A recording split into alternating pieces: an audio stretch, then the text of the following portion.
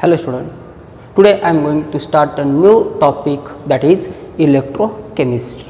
The electrochemistry is the branch of chemistry which deals with the interconversion of chemical energy and electrical energy is called as electrochemistry. Electrochemistry is the branch of chemistry which deals with the study of interconversion of chemical energy and electrical energy is called as electrochemistry. For example, dry cell.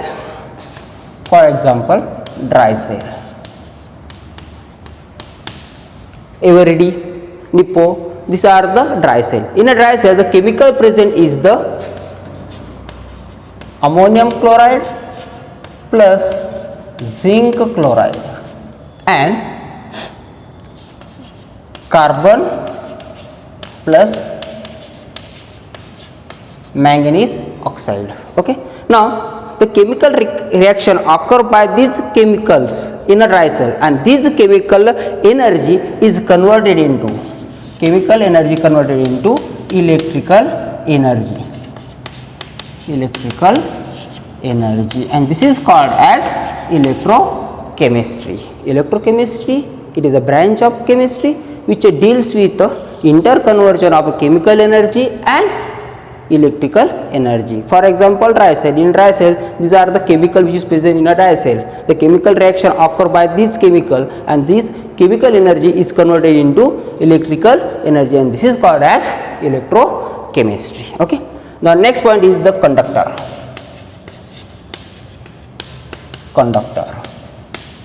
Definition: the substance that allowed to flow of electricity through them is called as conductor. For example, this is the substance. This substance allowed to flow of electricity to them. That is, electricity are passed from one point to another point, and therefore such a substance is called as conductor. The substance that allowed to flow of electricity through them is called as conductor. The conductor having a two type.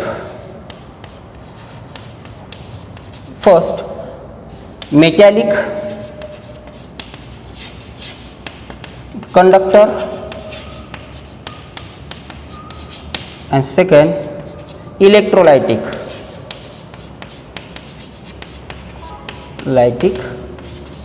conductor.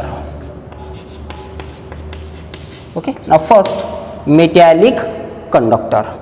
The conductor in which flow of electricity occur by the direct flow of electron is called as metallic conductor. For example, molten or solid aluminum, copper, iron, etc. These are the metallic conductor. The metallic conductor, the conductor in which flow of electricity occur by the direct flow of electron is called as metallic conductor. For example, molten or solid aluminum, copper, iron, etc. For example, this is the molten or solid aluminum. In this solid, the electricity is passed by direct flow of electron from one point to another point. Therefore, such types of conductor is called as metallic conductor. The metallic conductor is also called as electronic conductor, which is also called as electronic conductor. Okay. Now next type is the electrolytic conductor. The conductor in which the flow of electricity occur by the migration of a positive and negative charged ion. Positive and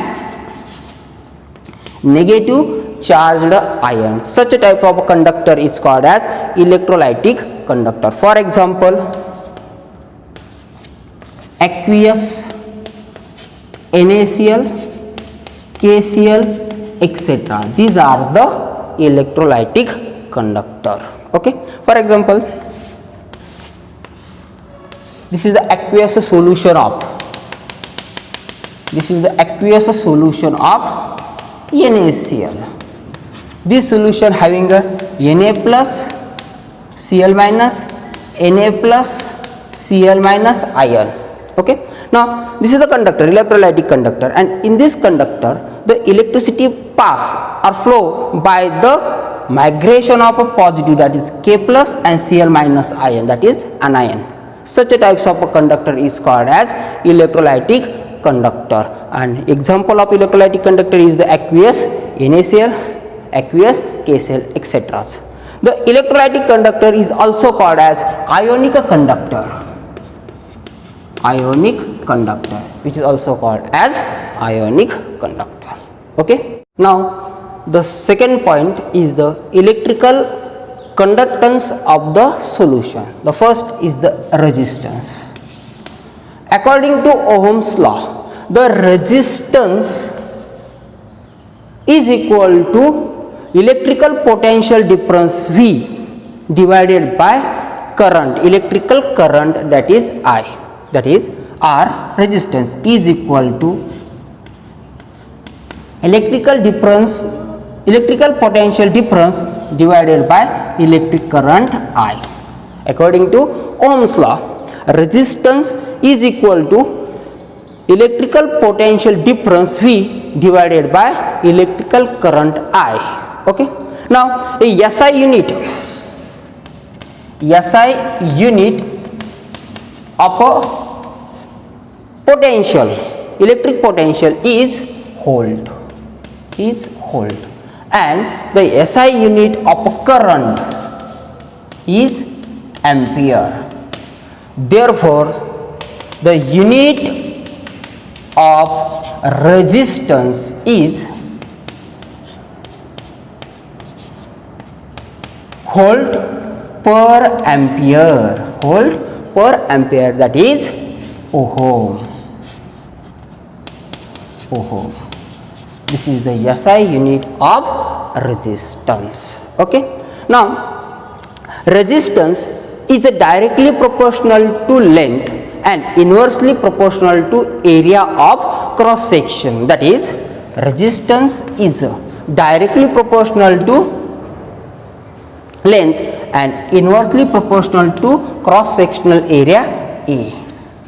Write down this equation in a constant form, that is R is equal to rho length upon A. In this equation, this is a constant term, and this constant term is called as resistivity. This is a constant term is called as resistivity, and unit of resistivity is the ohm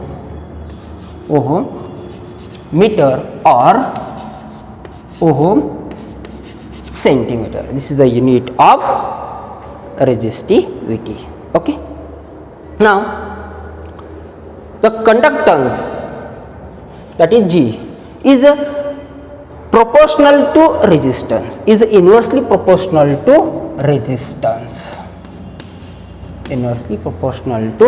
resistance, and R, that is R, is directly proportional to length and inversely proportional to area of cross sectional or cross sectional area. Put this R in this equation, we get conductance, that is G, directly proportional to area of cross sectional and inversely proportional to length. That is, a conductance is directly proportional to area of cross sectional and inversely proportional to length. Okay. The unit of a conductance is per ohm. Unit of a conductance, that is G, is per ohm. This is the unit of conductance, that is G. Write down this equation in a constant form, that is G is equal to K A upon L. In this equation, the K is constant, and this constant is called as conductivity. The K is called as conductivity.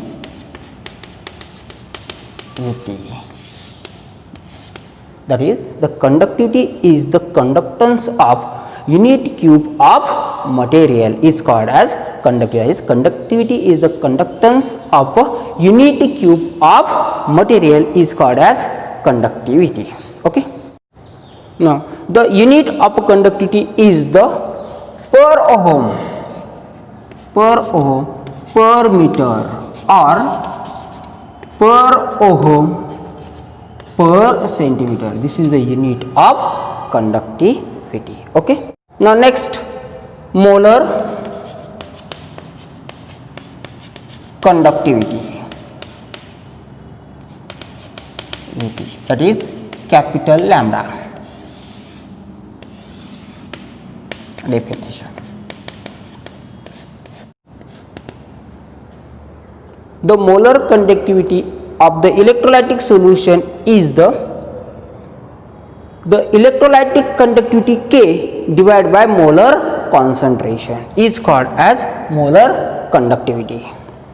Molar conductivity is equal to conductivity, electrolytic conductivity divided by molar concentration is called as molar conductivity. The molar conductivity of electrolytic solution is the electrolytic conductivity K divided by molar concentration is called as molar conductivity. The unit of molar conductivity is the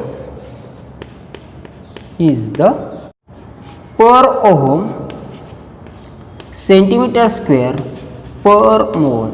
This is the unit of molar conductivity. Okay.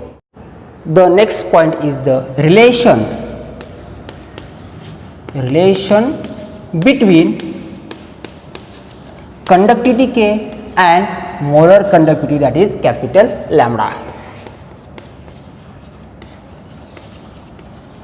We know that the molar conductivity is equal to conductivity divided by molar concentration. Okay. Now C is the concentration of solution. C is the concentration of a solution in mole per liter. Therefore, C is equal to C mole divided by 1000 centimeter cube. That is, 1 liter is converted into centimeter cube. That is, 1 liter is equal to 1000 centimeter cube. Put this value in this equation. We get molar conductivity is equal to K divided by C upon 1000. Rearrange this equation, we get the new equation, that is molar conductivity capital lambda is equal to 1000 K upon C, and this equation shows the relationship between conductivity K and molar conductivity, that is capital lambda. Okay. The next point is the variation of a conductivity with a concentration. Okay. Now conductivity, first point, the conductivity is the unit volume of a solution. Conductivity is the unit volume, that is 1 centimeter cube of solution. Unit cube of material, that is unit value of solution. Therefore the conductivity is depend on number of ions present in a unit volume of a solution. Therefore the conductivity is depend on number of ions present in a unit volume of solution. Okay. Now third point, on a dilution or decrease in a concentration. Dilution means decrease in concentration. The number of ion per unit value is decreases. Number of ion per unit value of a solution is decreases. Therefore the conductivity of the electrolytic solution is decreases with a decrease in a concentration or on a dilution. Okay. Conductivity is the unit value, that is 1 centimeter cube of solution. Okay. Therefore, the conductivity is a depend on number of ion present in a unit volume, that is 1 centimeter cube of solution. Okay. Now third point, on a dilution or decrease in a concentration, the number of ion is decreases per unit volume of solution. The number of ion per unit volume of solution is decreases. Therefore, the conductivity is a depend on number of ion present in a one per unit volume of solution. Conductivity is a depend on number of ion present in a unit volume of solution. But due to the dilution or decrease in a concentration, the number of ion present in a unit volume of solution is decreases. Obviously, the conductivity is decreases. Okay. The next point is the variation of a molar conductivity with the concentration. Okay. Now first point, the molar conductivity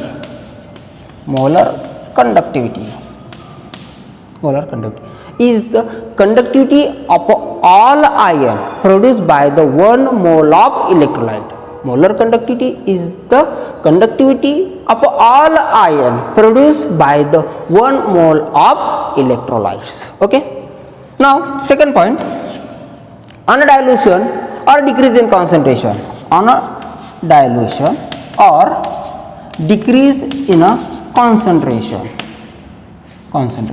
the number of ion is increases with increase in a degree of dissociation.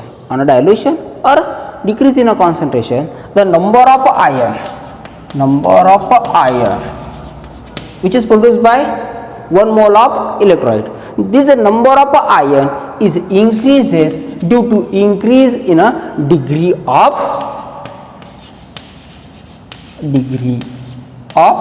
dissociation. Hence, third point, the molar conductivity of electrolytic solution,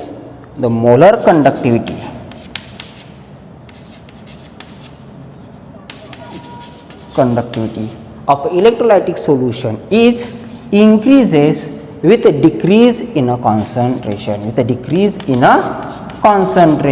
or on a dilution. Okay. First point, the molar conductivity is the conductivity of all ion produced by the 1 mole of electrolyte. Second point, on a dilution or decrease in a concentration, the number of ion which is produced by the 1 mole of electrolyte, this number of ion is increases by the increase in a degree of dissociation. Due to the dilution or decrease in a concentration, the number of ion is increases with increase in a degree of dissociation. Therefore, or hence, the molar conductivity of electrolytic solution is increases with a decrease in a concentration of solution or on a dilution. Okay. Now, in case of a strong electrolyte, the molar conductivity of a strong electrolyte is increases with a decrease in a concentration, increases rapidly with a decrease in a concentration and approaches to maximum limiting value. Let's see.